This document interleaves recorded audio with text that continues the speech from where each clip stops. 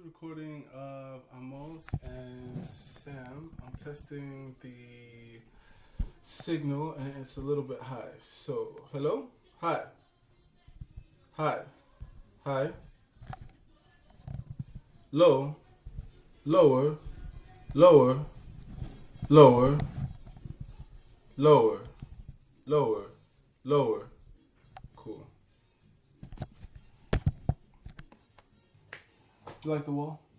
Yeah, I'm just looking at the all I need is for Sade to sing. Yeah, that's me and my roommate. We have well, it's like that's something that I wrote. There's this guy on the train who he he's like an older man and he has a very he sings in falsetto, like the yellow line and sometimes the orange line.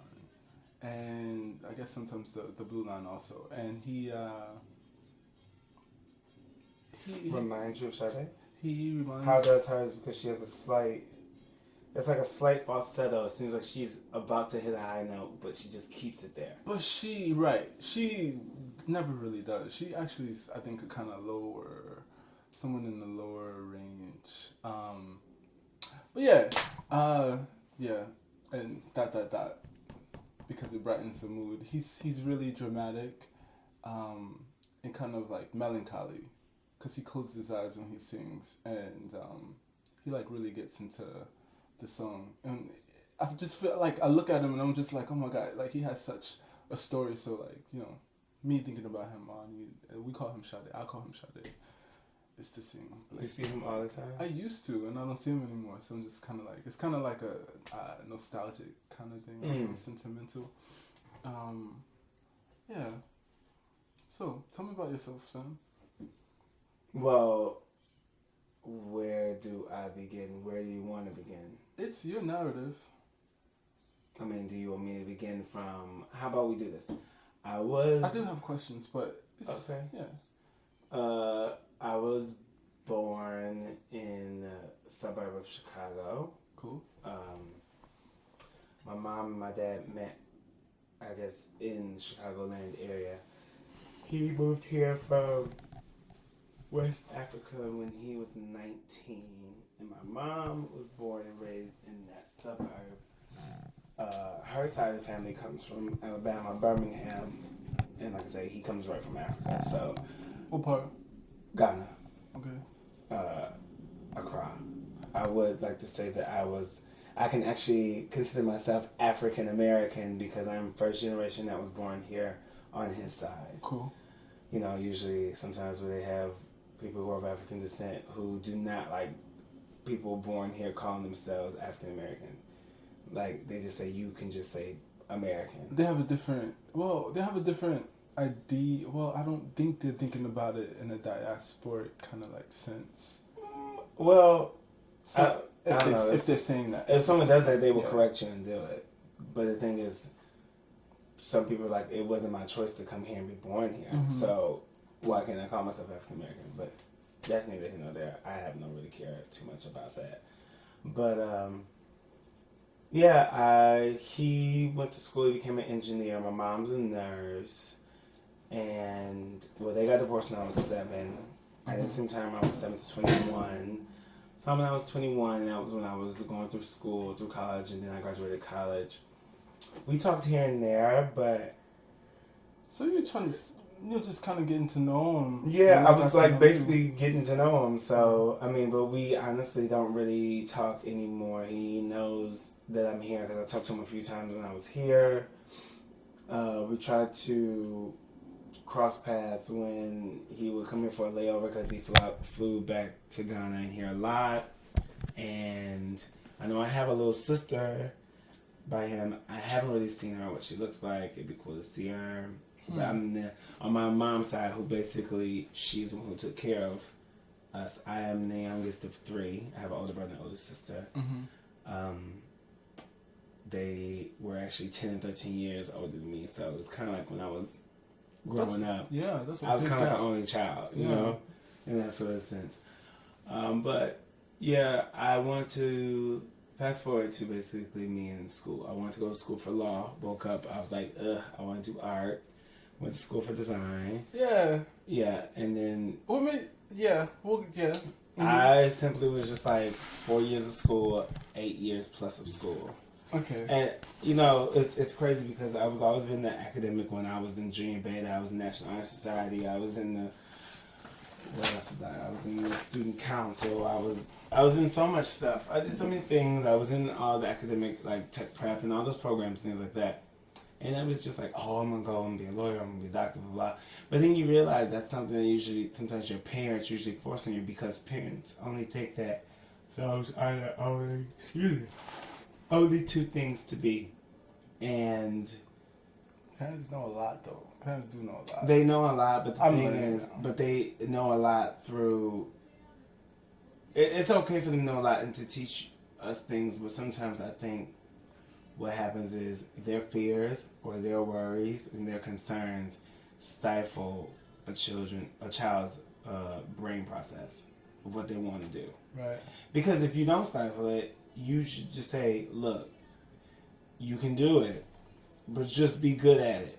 Don't be doing it just because you think it's cool. Do it because you love it.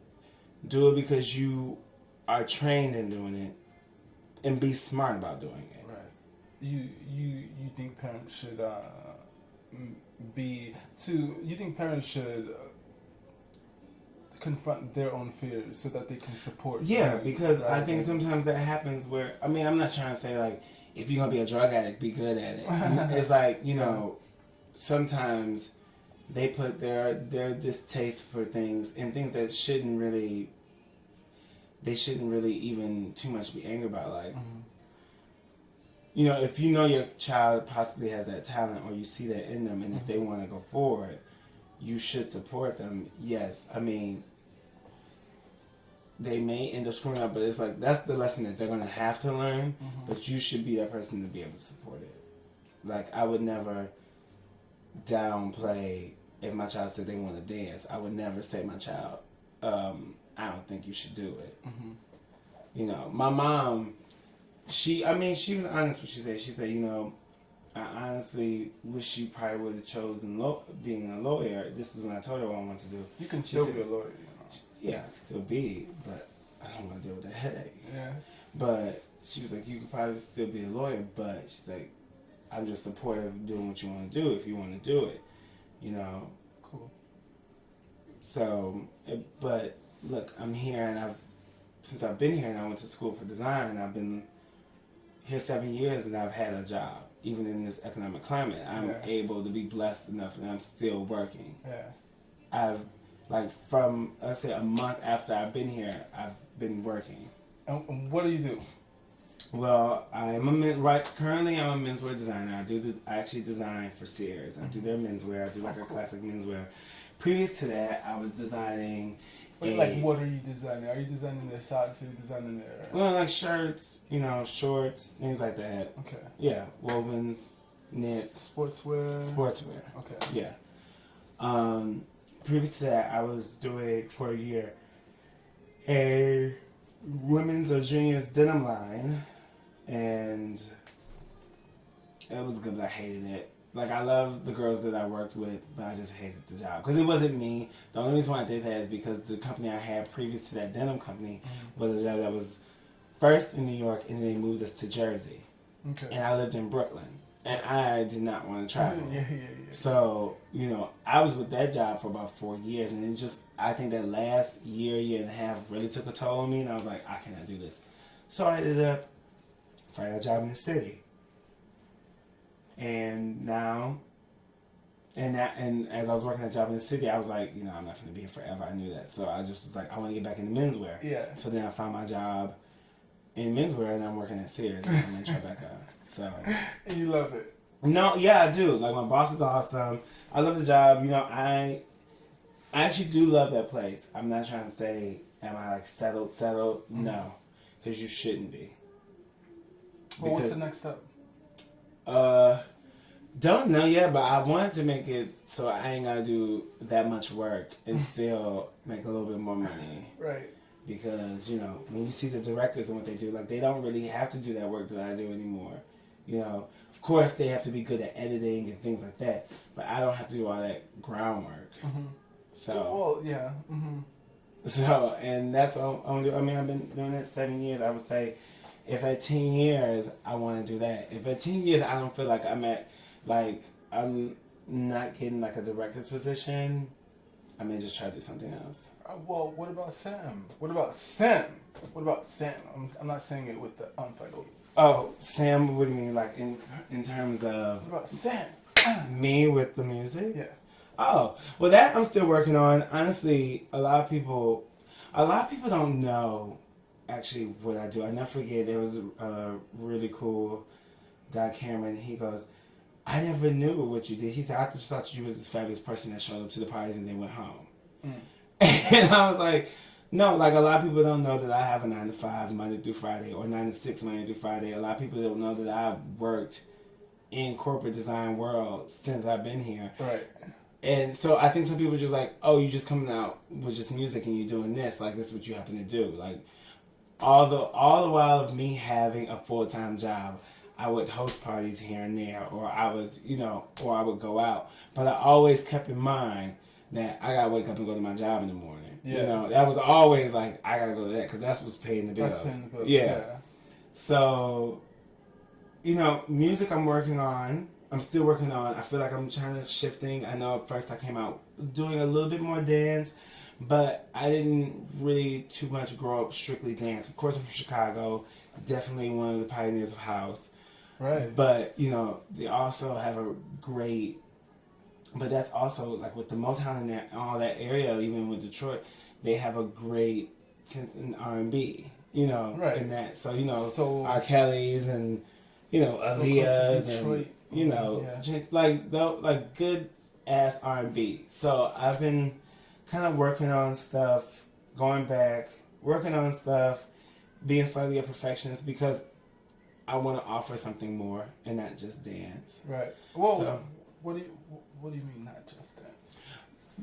Like 120 BPM, 4 on the floor, like that. Like, I want to give you. I miss the days of Black Girl Entertainment. Timbaland, okay. Missy, yeah. You know, G-Wine, Cheers. I mean, well, Playa, who did Cheers. You know, like, all that. I miss those days too. Like, that was such a monumental moment in music. Like, Super Duper Fly album, I still listen to. What was cool about it? What was special? It was just, I think experimenting was a little bit, it just really took it to a new level. Right. Just a different thing. Like, I mean, who made a beat out of crickets then? Right. Like, when Timbaland took those crickets and made a fucking beat for Aaliyah for 1 in a Million, that was genius. Right. Like, who was doing that then? You know what I mean? Right. Who, when Tweet came with Oops Oh My, who took the Monsters, sampled it, and made that into a beat? You know, that's the reason why I really appreciate Kanye's earliest albums, because he used to take from shit where you knew it, and you're like, look, I wouldn't think to even put this in a song, or even make that, you know, like that, or even before that, you know, it takes people like Prince. Prince was amazing because Prince used to write for everybody. Right. You know, and one thing Prince used to do is he would make a demo and he would sing it just like that artist. And he would do the vote, you know, he would fix his voice to sing it just like the artist and just give him the song and say, sing it just like this. And it used to be just hits. You know, because I forgot, my friend has like demos of him singing. Yeah, I need to hear that. Singing like the artist he sent it for. Like, that's why I always feel like Andre, it's either Andre Simone or Andre Simon, but I think it's like Andre Simone. Okay. Who, he basically, I feel like he was a spin-off of Prince because Prince was making so many songs and so much music that I don't think, you know what, I think he didn't want that Beyonce syndrome.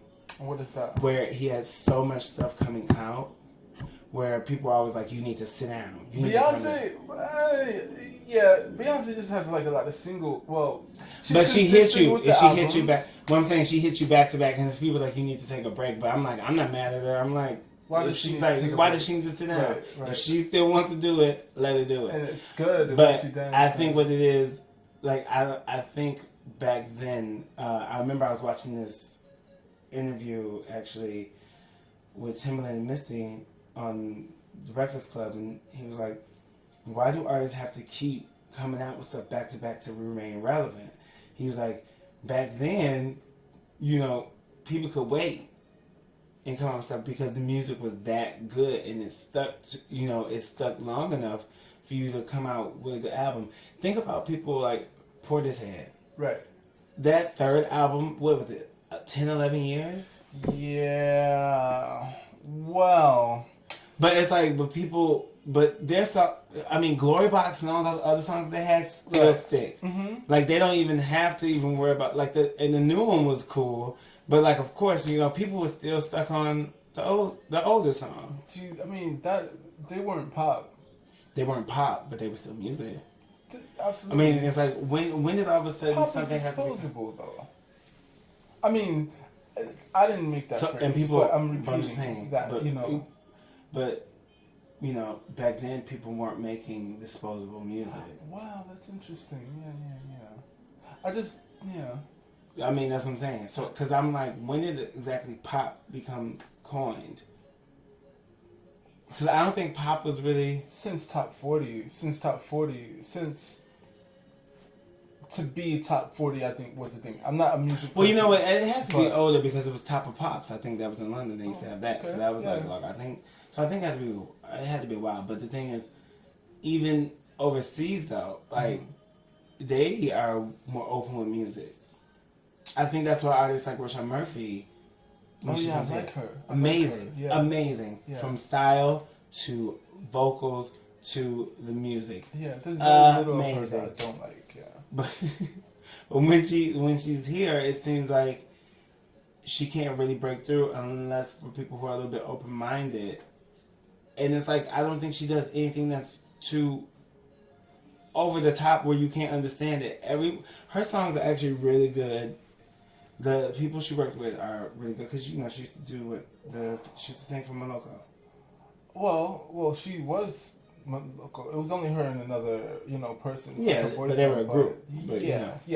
I think what happens though is that in the UK, from the UK, you get a lot more independent stuff, like not even just music. And in America, it's really, I mean, from the very beginning of America, like part of what being American is about is like the industrialization, doing things at scale, right? And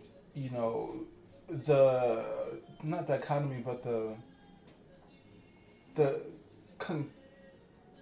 difference between like the UK and all those independent things actually like producing. I don't need to be like super pop world star famous. Like they're producing, this is what I do. In America, and independent, it kind of implies that they own it. In America, it's like you have like 3 big companies that have to give you the go before the radio will play your stuff, and the radio is owned, and the radio is worried about markets and stuff like that. It's different in the UK. It's just you're comparing like a penny to $100 bill. Like it's just even it's such a business. Yeah. It's such a business, but that's where it's sad because I think a lot of people. I think that's where the point where I think the indie world is really starting to, I think, come back a lot more because people are just coming more DIY because they're like, I'm going through all these loops. I have to go through all these loops. I might as well just release the music by my damn self. Yeah. And just hope people will just like it. And I think those people are the people who actually end up making more money for themselves than making money for someone else. All right.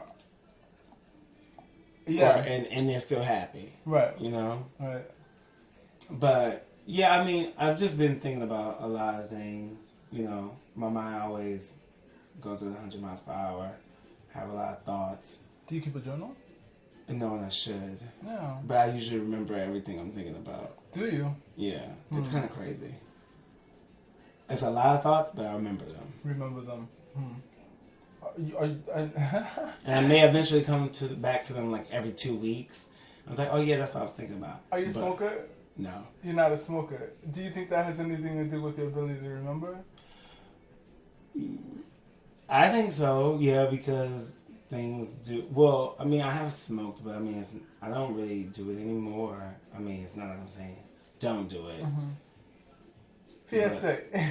Yeah, it's not like I'm saying don't do it. It's just, I just don't do it. That's all it is.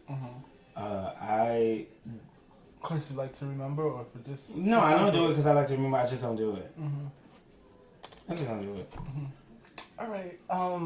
Well, you were saying that you have a lot of things in your mind, and you thinking a lot of things. I think you're talking about musically. Do you mean musically? Or Musically, just in general, but musically, yes, all the time. Well, there's like a big I don't know, like a black and white between the contrast between music, you doing music, and you keeping the bills paid. I'm hearing. Is that the case? Well, yeah, of course, I would like to be able to shift it to both to mesh well together. Okay. But until then, I'm gonna still be working. Yeah, go where the money is. Yeah. Yeah. Well, it's not like I'm just chasing to go where the money is. It's just you gotta make sure. Well, me, I want to keep a place to stay in. Absolutely. Yeah, absolutely. And absolutely. I don't really want to rely on anyone else. But and also, my first thing that I did was went to school for design because I love design. It wasn't like music was just something that just so happened because a friend of mine was like, "You should meet my friend who's a producer, blah blah blah. You should work on some stuff together." And I was like, "Okay," and that's how I started working on music. I have definitely creativity behind me and things like that to even form to be an artist and things such as that. Right. So why not? I feel like I have some talent. I don't feel like I'm just doing it in vain and trying to do it in order to get recognition. That's not my thing. That wasn't my thing when I came here. Right. It was to actually work. So I already got that under my belt. I'm working. So what else can I do? Yeah. Working for someone else. What is your ideal? I can't imagine. I hate working for other people. What is my ideal? What work environment? Work environment at home. Okay. To being a house dad. Okay. I would love that. I always watch the women on TV. I'm like, shit, I want to be at home. I was like, I wouldn't mind waking up on a Tuesday doing brunch and just making sure that everybody, like, just in case somebody need me coming to school, I can go to the school. But that means what they're doing is working. No. But it's a love work. Yeah. I don't mind. I'm saying what the people who freaking pay for, what is it? Basketball Wives or something to be on TV. Like, I think it's not about what I think so much because I want to hear your thoughts. But I think for them to stand behind something like, table turning and backbiting, that kind of stuff. And they can do that. They just have these fabulous lives or whatever. But, anyway, but the thing is, they're doing that for... But that's the picture I get. But they don't do that all the time. That don't happen when the cameras are really off, I don't think. Okay. I mean, but think about it. Would we watch it if they were just sitting there getting along?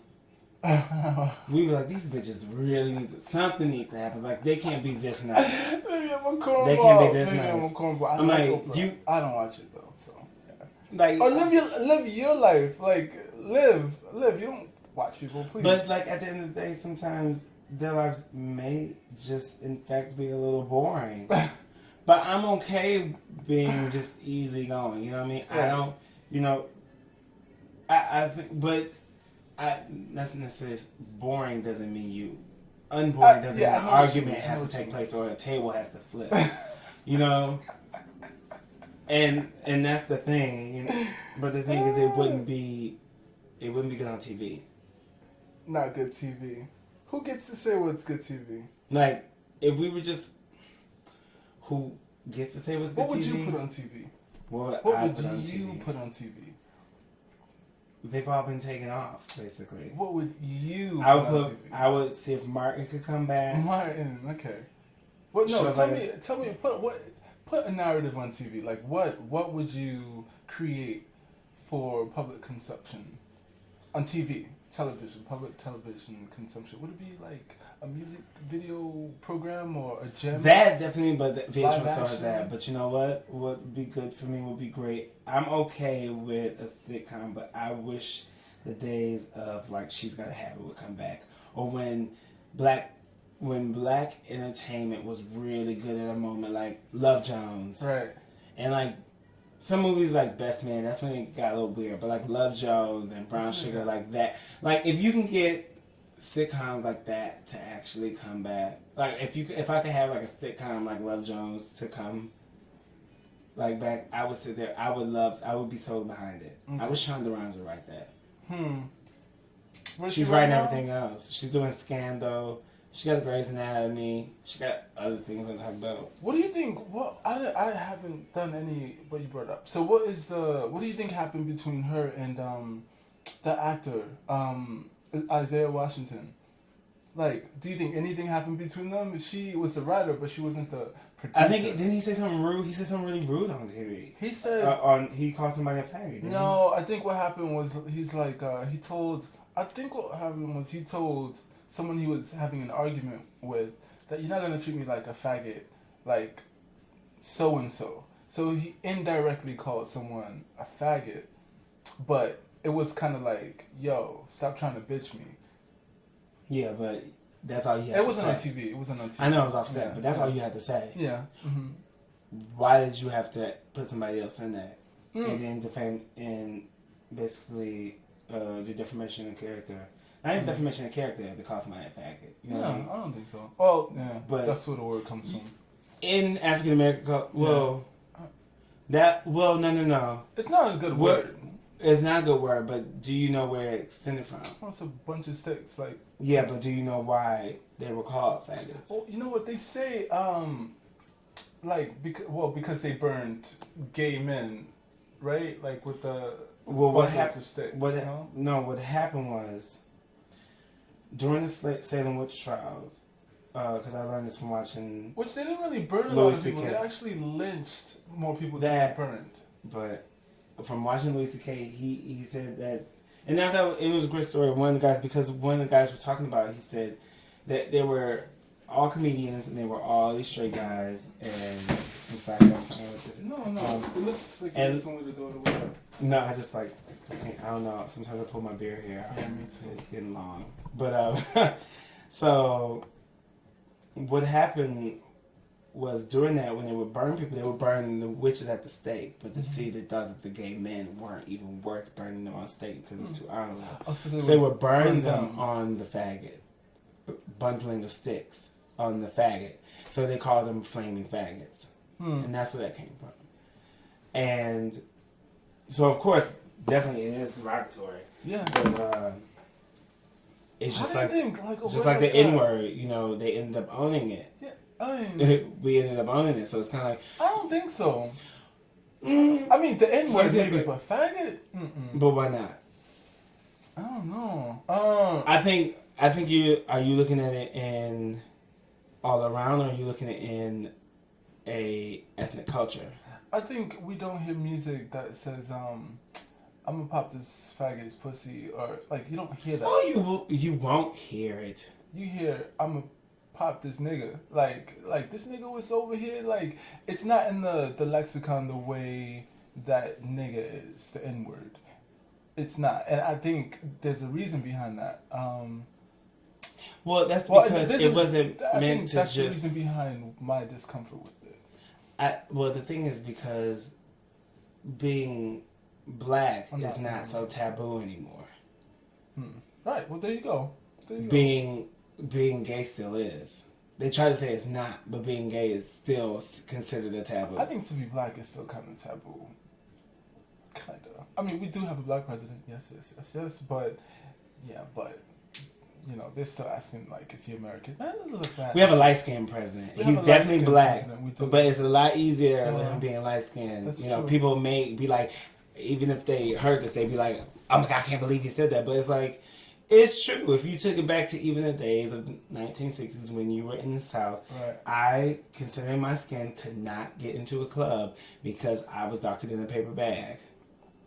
Like the whole brown paper bag. Yeah. Yeah, he definitely will pass the test. So he would have definitely passed the test. You know, that's where the whole thing where, you know, people would have been allowed in the house or they've been allowed in the field. Mm-hmm. You know, it takes it back.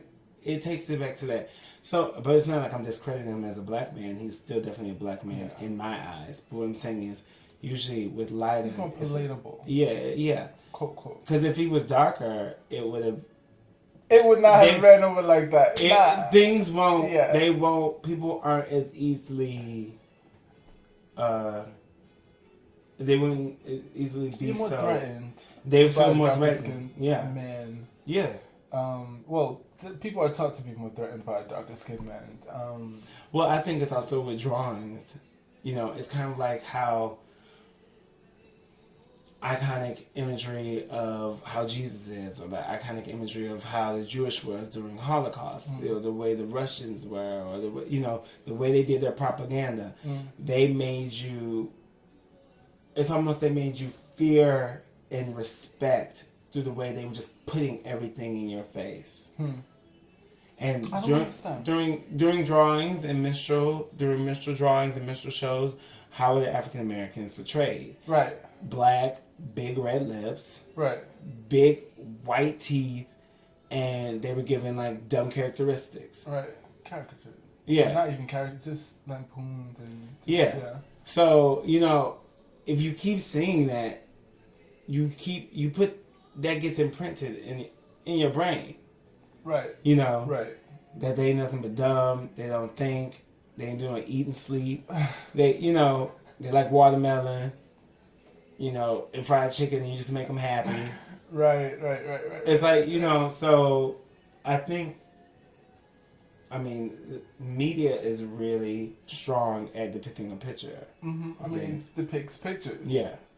It's just, and that's what it is, and that's what it's meant to do. And that's what I'm just saying. It's just like that. It depicts. Yeah, Obama. Huh. But I love Obama. Like, don't get me wrong. I love Obama. No. You don't even have to put that already. Like, that's... Yeah, no, it's not even like putting on record. No, I do. I'm like really proud of... I'm really proud of what happened because it at least gave little black children hope. You know what I say, though? And I might... I don't know. I say this a lot, and I find myself saying it more. But I voted for Obama. Like, that happened. Yeah, I like his policies. And yeah, I like that he's black. Yeah, like, let's be honest. But I'm more interested in us assessing what America is when we elect like an Asian woman who's pregnant, like during her campaign, and you know she's co-parenting with this like, you know, black woman or something like, and she has kids, but she's not married. Like, what kind of America would that be? And I think doing that campaign with you know Obama, where Obama was elected, it was like, I mean, a lot of other issues kind of like came to the surface for me. It really gave me an example of how we're still like sexism is still really even more fundamental than racism. So you're talking about class. Well, and race, I think a lot of people forget. Yeah, we came from old world monarchy. Even though we tried to move here, or the forefathers, with my hands on the quotes, came here, you know, they still came from royal areas where... The forefathers. Why don't people say the people who wrote the fundamental documents? I don't know, but maybe we should start that. Yeah. The people who wrote the fundamental documents came from old world, which was of a monarchy that had a king and queen. And in that, there was a lot of incest because they wanted to keep it in the families. You know, there was a lot of betrayal because people wanted to keep their kingdoms or their dynasties or whatever. States, or their estates. So when you think about it, why do people think it's so different here than what happened there and the way it started? Why do people... Of course, it was supposed to be different when you got here, but when you think about it, people have been trained to think a certain way when they were there. They came here, but in order for them to kind of start a new world, they had to know where they came from. They had And to. I mean, they had to assess it because and they had to assess certain ways they did things. So they still had the parameters that had like old world. They weren't trying to reinvent the wheel. Right, exactly. Right. They weren't trying to reinvent the wheel. They were slightly going to try to shift it, but those bases still stayed. And that's why I thought about that one day. I was like, why do people think that all of a sudden it just got here and it changed? I'm like, no, it didn't change. It was still the same. Like, you got a president. Your president is just considered the king of America. His first lady is considered the queen. Yeah, the first lady, the first family. That is just like the big, the red herring to me. Just like, why do we call it that? That too is. Why did the first family? To me. I mean, were they the first family 8 years ago? What do you mean? Were they called first family 8 years ago? Oh yeah, they I mean, from the Kennedys, like it's the first. No. I mean, like let's just say the Obamas, they're first family now, but right. were they first family then? No. 8 years ago, no. Right. So it's like, why are people calling people just the first families? Right. That's what I'm saying. Right. That's what you're saying. Right. So it's like people are being elected king and queen. You know what I mean? It's, it's kind of like that. It's like with the court. It's just, I mean, when they were here, they were wearing wigs when they had their court. Like they still doing that, yeah. They still had their old world mentality. Basics and their mentalities. Okay. Of course, they just try to shift it a little. But I mean, I didn't like it because they tried to consider me a third of a man. Right. What, 2/3? Yeah. I thought, was it 2/3? I thought it was a third. I think it's 2/3. Maybe it's a third. I hope it's not. I think it's. You said you hope it's not a third. I was like, damn, jeez. I'm not even 33% more. Let me see. Maybe we can Google and see what this says. Oh, so, yeah, smartphone. Yeah. Everyone should have one. Oh, man. It's sad though because I'm gonna let I know. No, it's not sad that you don't have one. It's kind of, sometimes I could say it's refreshing, but yeah, get a smartphone. Get a smartphone. It makes life easier. Let's see. Black men were considered one third. Let's see. In the Constitution, right? That's crazy. How can you? A person, well, because like people don't. Well, it's about. Yeah, it's about 1/3. It's 1/3. Yeah. Wow. 2/3 was a little too close. Wow. That's wow. Why did I always think it was 2/3? I don't know. Well, so skipping back over what we were just talking about, you would say Timbaland. Who inspires you? Who inspires me? Yeah. I'm inspired by a lot of. Honestly, I think beyond that camp, it's hard to say. Which camp? Oh, that background music. Yeah. It's hard to say, but that's fair. Those are your inspirations. Yeah, I mean, I have farther going back farther than that because one thing I really do love, I don't know why, but I love those old prison work songs. Okay. That when the men used to break the rocks out in the South and they used to do field recordings of them singing while they were breaking rocks or cutting down trees. I love old blues. I love Ella Fitzgerald. One of my favorite things she sang is when she sang Round Midnight, and she was awesome. sitting on the stool, and she was just singing a song, and it was just so effortlessly. She looked sad. She was slumped over a little, and the way she sang that was just like it was just so easy to come out of her. Yeah, she's amazing. It sounded so beautiful. My favorite thing is when she when this horn followed her, or she followed the horn's run with the vocal, and the way she just went up and down with it, she just was amazing. Like, who else? Sarah Vaughan. It's that collection, yeah. Amazing. Carmen McRae. Yes. Especially, of course, Nina. Oh my God. Nina, yeah, come on. I think what I even loved about Nina was crazy and she didn't give a damn. I don't think she was crazy. It's okay. She was crazy. She was crazy. She was crazy. But crazy in a, I love her, she is so crazy way. Like, when she went into the restaurant and just shot her manager. Like, that was amazing. I wish I feel so bad to say, but like she just walked in there and just pow. Like, that's just how in the restaurant she didn't give not a damn. Like, that's amazing to me. Yeah, but crazy. I think that's just crazy. People shouldn't just walk in places shoot people. But why can't people? I mean, but that reminds me, she was giving you Dynasty drama before Dynasty. She was keeping it. I think she was keeping it real. She was keeping it real, and that's all right. But then back in the day, a lot of people kept it more real because if they had a problem, they really handled it with that person. Well, there you go. I mean, like, they really handled it. Like, she was mad, so she went into that restaurant and shot him. But did she go to jail? No. Did she go to jail for that? She probably shot at him. No, I think she actually landed it on him. Oh man, I have to Google that one. All right, here are the questions. Guys. Okay. And I have it's a really, because we can keep going on. I have 10 million thoughts in my head. Oh, freaking go with your thoughts. But no, ask the questions because. Okay. All right. So I see what you do. What's your process? In terms of design, or in terms of just Tell me about your process in design. Tell me about your process in music.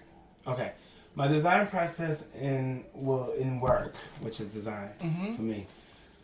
Basically, Sis is a big corporation, so it's not like I kind of too much have to say to be like, oh, we're gonna just do this. It's all gonna be about ruffles this year. Yeah. Ruffles on men. Right. No, that don't work like that. It's a big corporation that is way bigger than me. Right. So usually we are very much on a one-on-one with our merchants because we don't need outside buyers. We have buyers that are within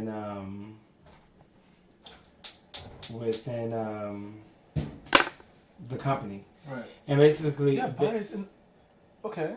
So because basically they allocate like what we need to spread out to our stores and what we need to put into the stores. That makes sense. Yeah. Yeah. So what we do is we all talk and we speak to them and we create a plan of what we need to put into the store. So let's say if they're like, oh, striped polos are really good. What we do is we talk about it, we research market and see like what our competitive and our aspirational brands are doing. And then, what kind of stripes are there? Is it a wide stripe? Is it an auto feeder stripe? Is it engineered stripe? Is it just a chest stripe? Yeah. So we do things like that. And then that's where, I get inspiration, I get pictures, I get all that together. We think about color concepts, where's color direction going and things like that. So we research the market. And then we go into designing. And then what happens is we have... So you guys don't try to set trends? No, because since it's like a very middle America thing, you don't have to set trends. Like in my life and maybe in music is where I try to do that. Right. So you have no intentions to be a designer? Start your own line and like have that kind of... Everyone has. Right. Everyone's done that. I thought about that. There's some things I'm working on for that. I want to do some...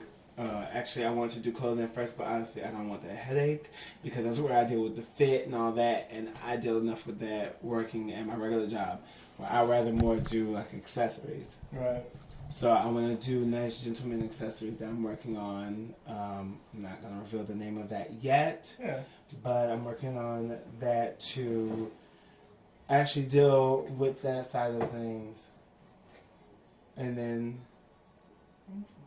I'm working on that. Oh no, I'm not. So I'm working on that as well. But in music, my process, usually I just have melodies that's in my head or something like that. If I hear a little something or just a little sound in something, I kind of maybe play it over. Sometimes I play over in my head for a whole day. And it keeps playing, it keeps playing, it keeps repeating, and it keeps repeating. Mm-hmm. And then I may write a song to it. I may write lyrics. I may even just write maybe 2 lines or 3 lines. And then usually on my MacBook, since my MacBook is shot, just sucks right now. But I What happened? Did you drop it? no, I didn't drop it. Just the hard drive is failing. Oh no. But it's okay because I'm actually replaced. So Back up anyway. your stuff. Like, just back up your stuff and change the. You know, get a new hard drive. You Yeah. don't have to get a new computer. No, I'm gonna get a new hard drive. I'm not getting a new computer. Yeah, I'll be alright. But GarageBand is my best friend, and on my iPhone, I have this really awesome thing called Nano Studio, which I simply just make beats like all day, and I can sit on the train and do it because you'll need to be online or in cellular service to work on it. Yeah. So I make beats on my phone, and then like sometimes I like people who I work with who do more of the producing or just working on more of the music. I'll tell them I have an idea, and I go forward to doing that. You know, Like, now, how do you feel about like how programs like that change the industry? I'm thankful for them. Mm-hmm. Because if it wasn't the case, I think we'd have a Is this a sensor? Some water? we had an sure we have like an elitist society of people not wanting to make beats. Not wanting to make beats? Yeah, you know, like it would become hard. I mean, I think it's a double-edged sword Sure. because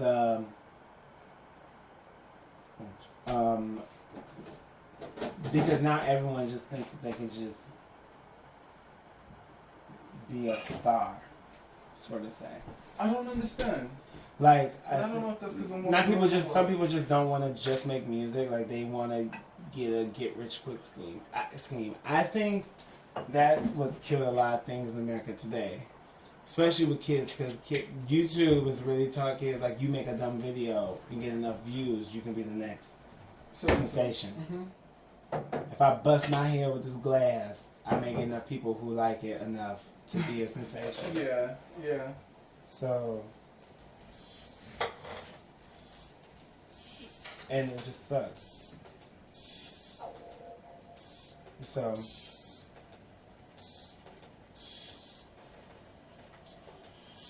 I don't know. It's just really crazy. So your process, you record what's on your mind. Yeah. Is that you? Yeah.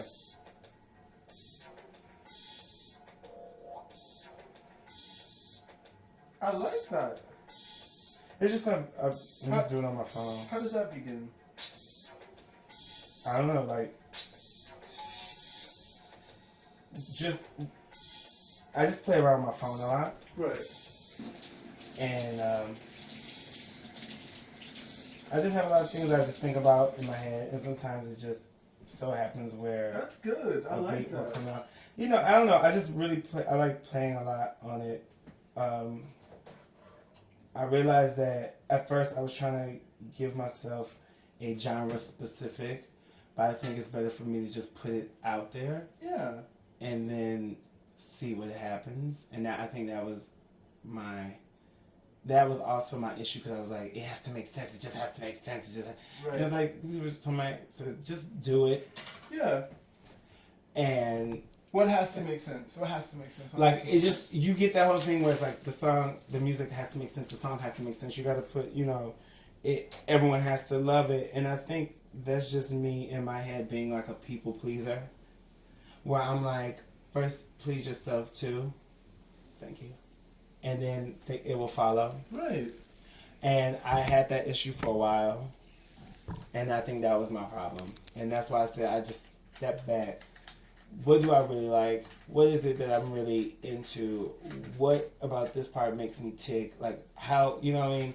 Because then you really go there as much as you want to go there. Right. So, I mean, what? No, they're fine. They're fine? Yeah. So I mean, that's like a part of my process. It's not like it's anything that you're fine. No, it's not like anything that I don't like roll around on the ground and conjure up the spirits to make a song. Like I don't do anything that's spectacular. It's quite easy. Like even if I hear a song or something like that, and It just inspires me. It's like you're lying. You're lying. I've heard the stories. You roll around on the ground. Yeah. You do that chant thing that you do. Stop it. That's right. And I shake a couple of leaves in my head. You can be honest. Swing from a branch and that's it. And that's it. A song has been born. Okay. Process. What's your interest in teaching?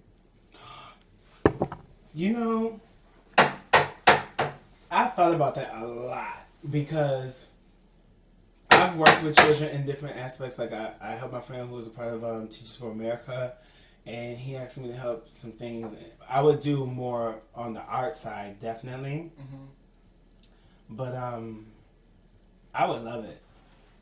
It may be a challenge. Sometimes those kids, but I would love it. Could you see yourself going, to get your licensing for teaching? Could you see that? Yeah. You could see that? Yeah. Really? I think I'd be a cool teacher. I think that is so awesome. I think I'd be a cool teacher. I want to teach in the school where you were. Absolutely. I think it'd be fun because I'd definitely be a good outlet for kids. I mean, and when you think about it, like sometimes here, some of these kids don't really learn or can't really learn something until they get here, until they get to the school, because sometimes their parents don't really spend the time with them. Well, that's kind of like how the system is designed too. Like, and I say the system, I just mean, I think America, a conflux between like corporate America and how much you're expected to work and the expectation that you have children.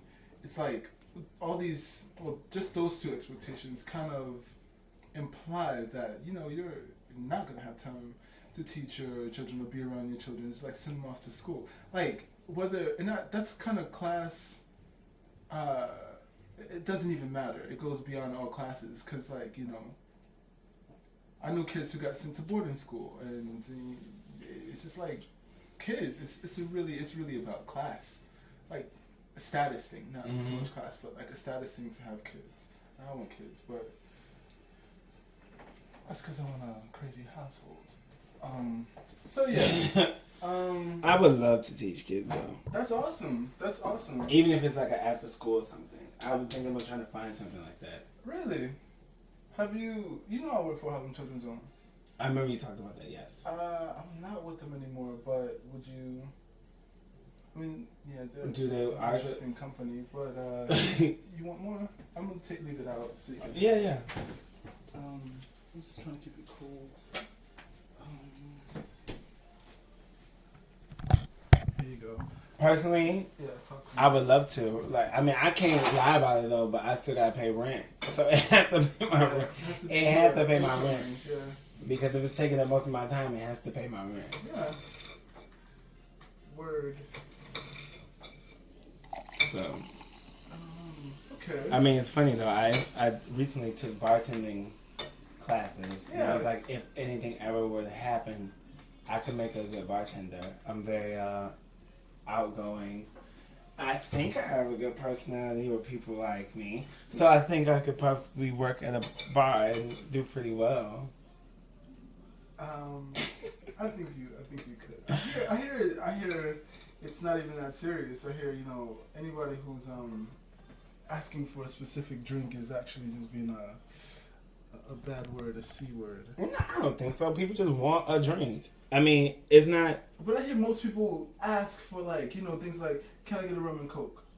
It's not that. It's definitely a two-drink. It's definitely a two-drink type of place here in New York. Not everyone's asking for a Cosmopolitan or or a White Russian, perfectly made, or or Manhattan. Not many people are like really on that level of doing things like that. It's not even that tasty, but people have their preferences. You may not like a Manhattan, but they do. That's your first thing, probably being a bartender. Do not frown upon their decision of a drink choice. Sure. Make your money and keep moving. And that's just what I'm saying. It's not even, that wasn't even a rule that was taught to me. I'm like, you really want that? No, it's just like, If that's what they ask for, that's what they ask Give it to for. 'em. It's a different way to be. It's a different way to be. I'm just not like that yet. That was a good answer. Interest in teaching. What's your relationship? Well, you told me about your relationship with your dad.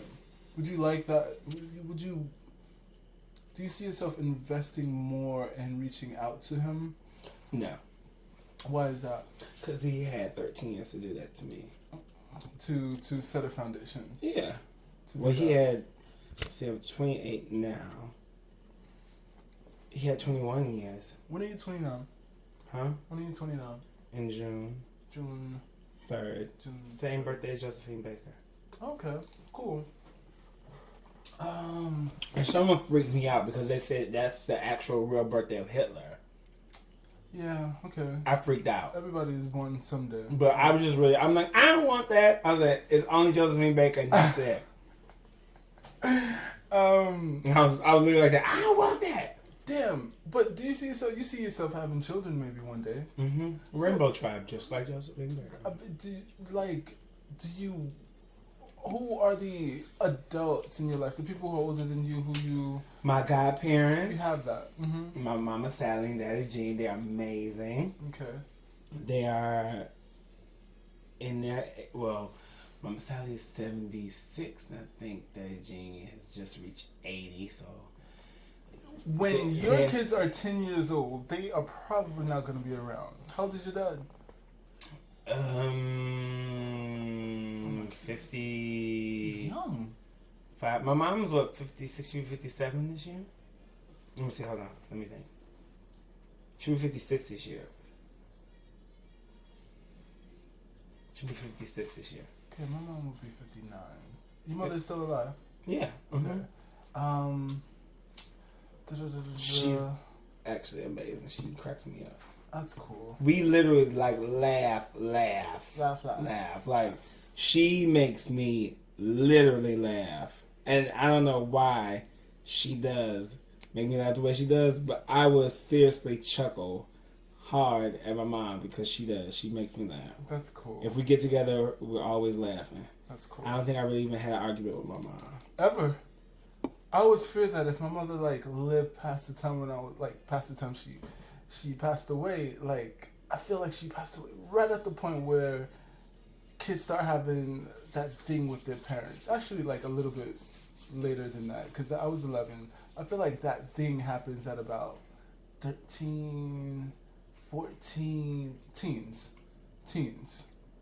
Yeah, I don't think we ever really argued. Like, we may have just been like, we need, I'm a little annoyed, but not to the point I'm like, I never had to argue with my mom or slam the door. We never even got into anything. Right. Not even when you were a little kid, like 8. No, I don't think. Nah. Okay. I think I used to watch what my brother and sister did, and sometimes they made a lot of stupid decisions. I'm like, I'm not doing that. I think that's how I learned. What is your birth order? My sister, my brother, then me. Okay, so you're the last. Mm-hmm. 3, sister, brother. Cool. I'm last kid also. How many kids does your father have? Well, me by my mom. Okay. And then that little sister also. So. And I think 2 more. Okay. So you're like the first and the last, but the last and the first. I'm the alpha and the omega. The omega and the alpha. Yeah, true. Or who comes first? Who we talking about first? Mom or dad, right? So alpha. And Yeah, omega. mom. So I would be omega, and then I'll be alpha. Yeah. Yeah. Mom and dad, we say, right? Yeah. So tell me about a person who is there a person who is deceased who is still a strong inspiration to you? Someone you knew? My great grandma, Nana, Willie Mae Parkman. Willie Mae. Willie Mae Parkman. Huh. She was amazing. She was really cool. She was like one of my little best friends when I was growing up, because after school I always went to her place, and we would always sit. She would always tell me stories. I know one day though, she lied to me and told me she invented the pizza, which is kind of funny. But She oh shit. She used to make me really giggle. Like we had some good laughs ourselves. Like, but one of my things I always remember is because before she passed, I think she actually passed away maybe the day after my birthday. I think it was the day after my birthday because we buried her that next Saturday, which was on my cousin's birthday. That happened so quick. Yeah. But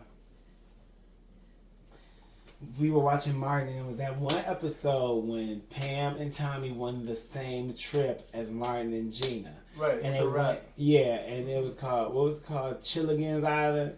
Yeah. And then that animal, whatever that, what that rat like was. Rat, yeah. Yeah, and they were fighting when they were attacking, and me and my grandmother Nana were laughing so hard, like, and that was like one of the first and one of the last times I saw her laugh that hard at something. And like she, like, it was, we were both laughing so hard, like I think we just couldn't understand. But you know, that's how many years of an age gap that was between us. That was almost 70 to 80 years of an age gap, and we were both laughing so hard at this. Yeah. And I would never forget that moment. She never learned to read or write. Really? When she would have to do a signature, she would do it with an X. But, you know, she had one daughter, my grandmother. My grandmother was kind of fast. My grandma had 9 kids, and she took care of all of them. She used to make moonshine. I never forget when she was driving to Indiana, because she would go back and forth to Gary, Indiana, because they stayed in there for a little bit. Okay. She got arrested because one of her friends wanted her to sell him some moonshine for a lesser price, and she said no. So she told the cops on him. I mean, he told the cops on her and got her arrested. And because they had caught her with the moonshine in the car, in the truck. That's shade. True shade. Well, I never really got a chance to really, really meet my great-grandfather except for a few times, Pawpaw. But Pawpaw was as white as my hand. He had blue eyes, but he was a black man. Right. Abraham Parkman. And, but it was just really cool. I remember going to the next home to see him and just seeing what he looked like. Because I never knew, because he was starting to lose his mind a little bit. But my great grandma Nana, she was awesome, but she lived on top of this hill that we used to love, and it was a big hill, and she basically all that was hers because that was her whole front yard. So, because there was a park, and there was this big alley. So basically, to get to her place, you would just drive up the alley to get to her place instead of coming up that hill. It would be stupid for you to do that. And in the wintertime, we would always be sledding down that hill. Okay. It was so fun. And she always fun sledding. on Easter, me and her always dyed eggs together. Dyed eggs.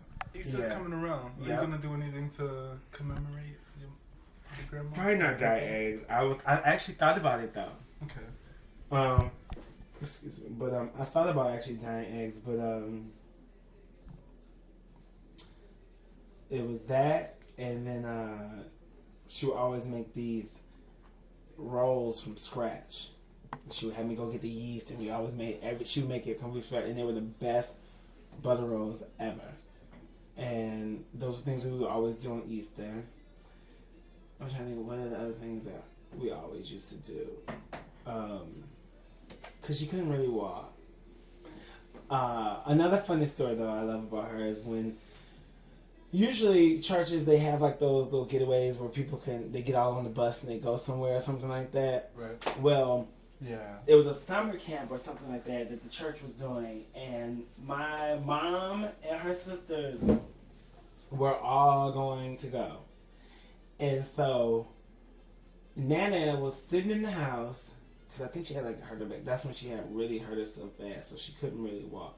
So they were all going to go. And they had already told my great-grandmother this, but I guess she forgot. So the day that was happening, she goes, they were like, oh, hey, bye now, whatever. She was like, what? She's like, where y'all going? She said, we're going with the church, to like this, like Rockford or something for the trip or whatever, for this church trip. And she said, what? And she ran out on the walker on her steps, and like I don't know how she got out so fast. She did, but she was screaming at them to get off the bus because she said that man gonna kill y'all, because there was a story that man Jim Jones who put the cyanide in the Kool-Aid. That's where Don't Drink the Kool-Aid comes from. When he put that cyanide in the Kool-Aid, when he took them all on that trip and killed all those people. I think his name was Jim Jones. His name was something. Steve Jones. Something. And he ended up killing all those people. Don't drink the Kool-Aid. Yeah, that's where that came from. And she was just a really funny lady who just really, I do miss her. I definitely do miss her. I miss being able to go to her place, after school or even after work. I never forget, she said one thing she always wanted to do. She wanted to make sure she saw me graduate high school. But unfortunately, she died right before I was going into high school. She saw me able to graduate 8th grade, but she didn't see me graduate high school. But you did it. But it's funny, because when I graduated high school, for some reason, I was just glancing over, and I saw, like, my mom and all of them was cheering, but then, like, I just feel like I saw her figure. In between all of them. Yeah. And I did, like, a double take. But I'm really proud. Yeah. So she saw me, spiritually, she saw me graduate high school and college. Which is good. And possibly she'll see you graduate into or pass your master's or something for teaching. What subject would you teach? What subject would I teach? Yeah. It most likely probably would be art, because then I can be as loud as I want and be as fun with the kids, and I can encourage them to be loud as they want. What's stopping you from being loud in social studies? Well, or like that too, or even that I would love to, like social studies, or even in writing or English class. Right. Like, really, one of my favorite teachers was Miss Starr in high school, and that's when she actually read the book The Great Gatsby with us, because we read it out loud. And what I loved about her, she knew the history of all the things that were going on in there, because they also had an appendix in the book, but because it taught you what everything that S. Scott Fitzgerald talked about and the reason what it referred to in that time. But hearing her talk about it and the way it all came together, it was such a good book. It became like one, and it's still my favorite book. That, and then when we read The Crucible together. Because she was able to make it sound like a soap opera, where you was like, oh my God, I want to read the next chapter, what's going on. Yeah, and I think that's what makes a teacher amazing. She really captivated me. Okay. It made me really get into stories. If you were given a grant, that's the windows open, so it kind of does that. Oh. Was this talking about my grandmother? If you were given a grant to do that, would you? To what? To a grant that would cover the school to do that to teach? Costs. Oh my God, I would so do it. Yeah. I would so do it. Why not? Okay. Cool. All right. Those are your questions. I'd like to go over these words. Power. First thing that you think of when you think of power. The word power. Snap. The song by Snap. I've got it. Yeah. Okay. Yeah. No, I'm gonna take that back. I'm just joking. No, that's okay. Please. But honestly, it's just black. Honestly, the first thing I thought about power. All right. Beauty. Oh my gosh. How can I say this word? Flaws. Genius.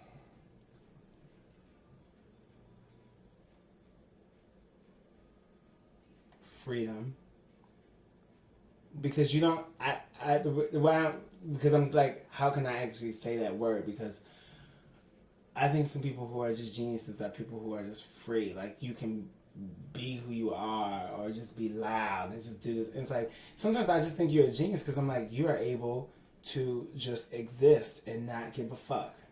And that takes It takes so much. Much people think like it takes you being an asshole doing it. Like, no, it takes you so much. That's why I always, when people always try to downplay or try to make fun of gay people, I'm like, it takes a gay person so much to even walk outside if they want to wear those skinny jeans because that's what they happen to like, or if they like certain characteristics that are quote unquote associated with the gay culture. Mm-hmm. It takes them so much to do that and be able to walk through East New York. It definitely takes courage. Oh yeah, it definitely takes courage and balls. Yeah.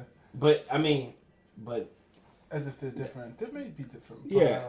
And I find geniuses just free. That's what I'm saying. I just find them free because if you can do that or if you can feel free, then what's just stopping you from doing anything? You just tap your mind to anything else. Freedom. Sexuality. Sexuality?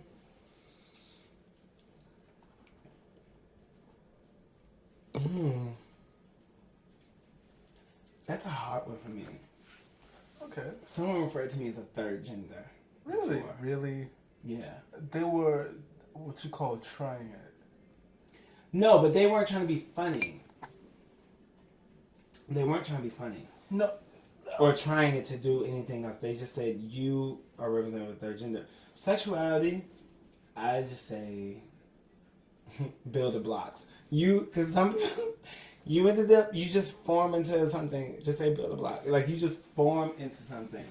And that's your sexuality. Because I don't try to make someone into something. It's just like, when you tell me that, I'm like, all right. I mean, if someone told me they like dogs, I guess I would like, okay, you like dogs.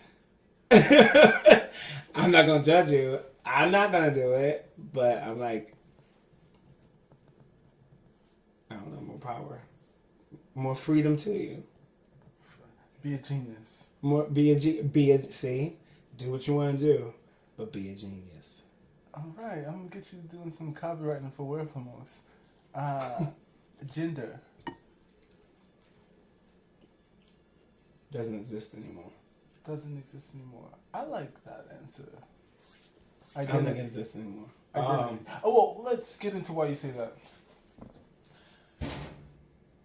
Because people, I mean, you even see people where you're like,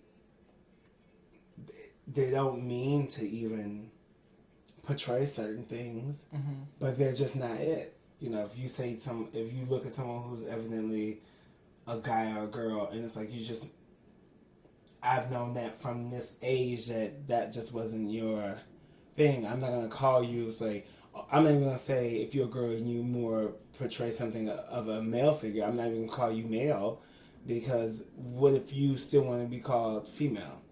So let me not call you a gender. I'm just gonna say you are who you are.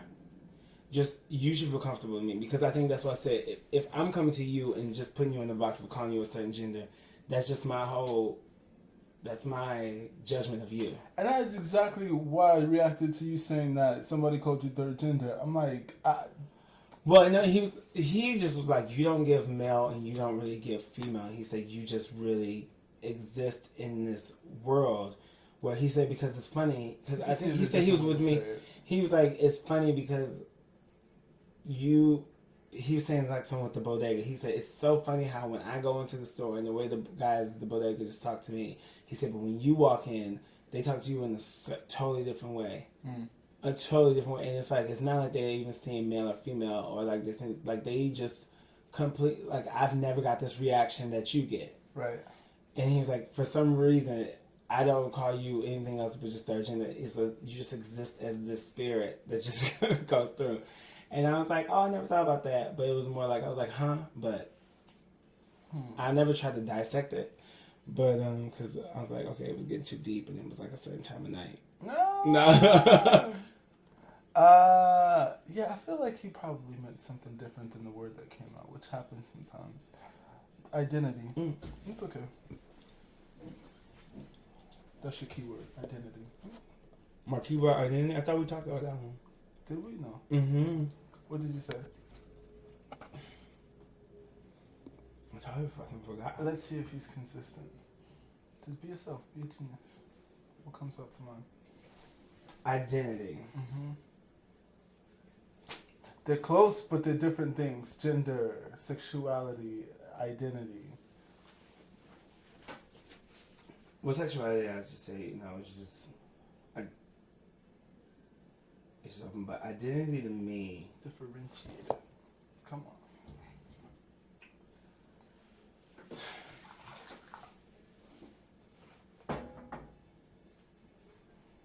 but why even feel like, that's what I'm saying.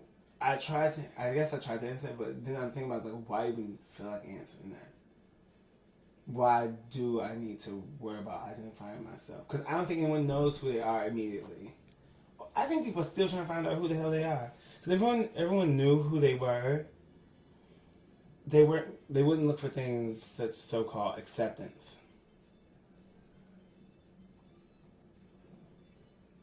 And maybe that's what that is. Identity is acceptance. Okay. And because people still search for acceptance, I think. And when you know who you are, you don't worry about something accepting you. You're like, you know what I mean? It's kind of like, all right, I know who I am, so if you don't, then fuck you. It's always something like that. When you see things, you always think like that. It's always something like, I know who I am. I know who I am. It's always like that. I'm a friend like that. Oh my god. Yeah. God. I love Jesus. I think he's like really cool. Honestly, like you're funny. I've been here. You. I've been here on my own for so long right now, and I have been able to work. I have been able to be creative. I've been able to survive. I've been able to cook. I've been able to keep the lights on. I've been able to breathe. Yeah. And I definitely believe in God. Okay. Friends.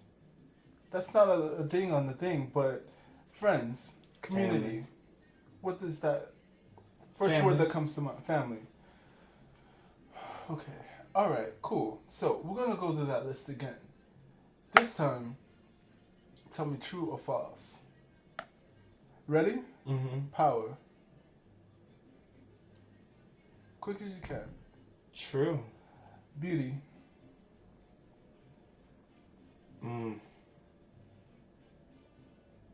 True. True. Genius. True. God. True. Identity. False. Gender. False. Sexuality. I'm gonna say false because it's starting to change a lot these days. Any maybes? Any maybes there? Maybes? Yeah. On what? Power, beauty, genius, God, identity, gender, sexuality. I would say the maybe to the... Wait. No. I'm sticking to my answers. Oh, cool. Well, that